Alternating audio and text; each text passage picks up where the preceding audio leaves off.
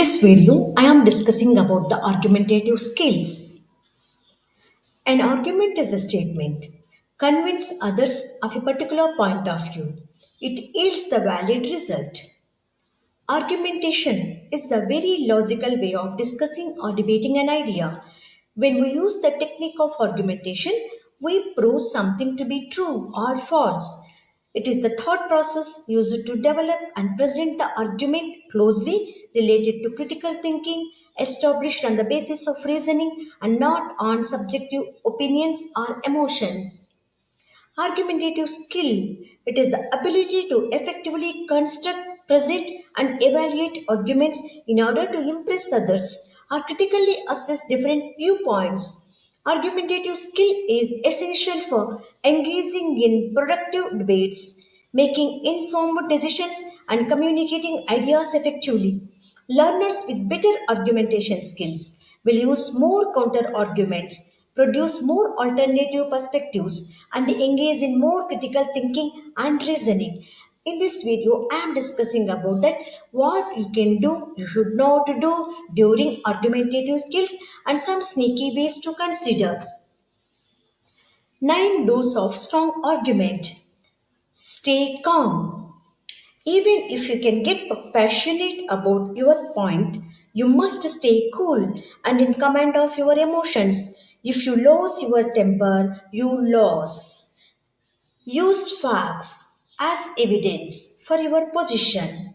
Facts are hard to refute, so gather some pertinent data before the argument starts. Surveys, statistics, quotes from relevant people, or results are useful arguments to deploy in support of your case. Ask questions. If you can ask the right questions, you can stay in control of the discussion and make your opponent scramble for answers. You can ask questions that challenge his point. What evidence do you have for the claim? You can ask hypothetical questions that extrapolate a trend and give your opponent a difficulty.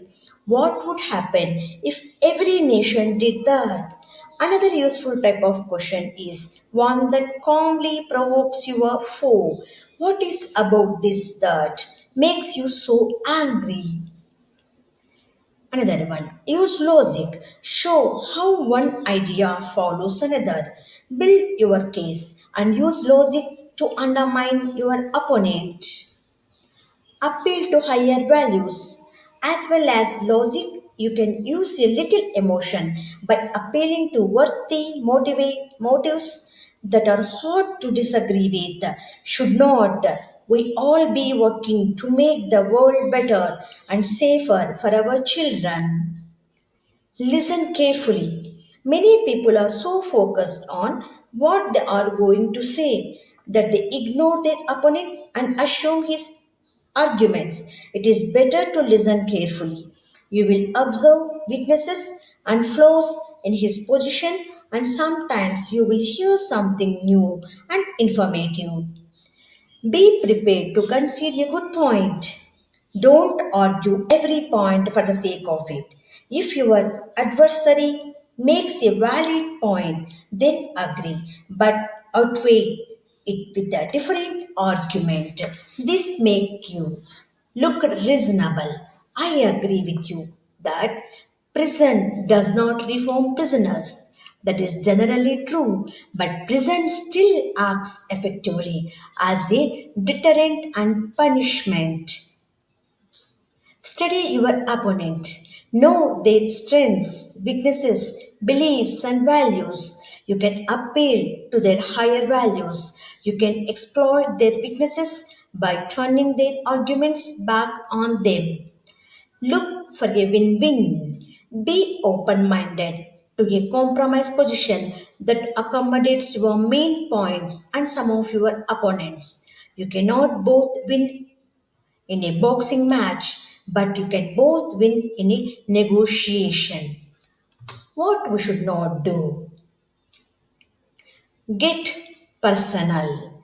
Direct attacks on your opponent's lifestyle, integrity, or honesty should be avoided. Attack the issue, not the person. If the other party attacks you, then you can take the high ground. Example, like I am surprised at you making personal attacks like that. I think it would be better if you stuck to the main issue here rather than maligning people. Get distracted. Your opponent may try to throw you off the scene by introducing new and extraneous themes. You must be firm. That is an entirely different issue, which I am happy to discuss later. For the moment, let's deal with the major issue at hand. Water down your strong arguments with weak ones. If you have three strong points and two weaker ones, then it is probably best to just to focus on the strong. Make your points convincingly and ask for agreement.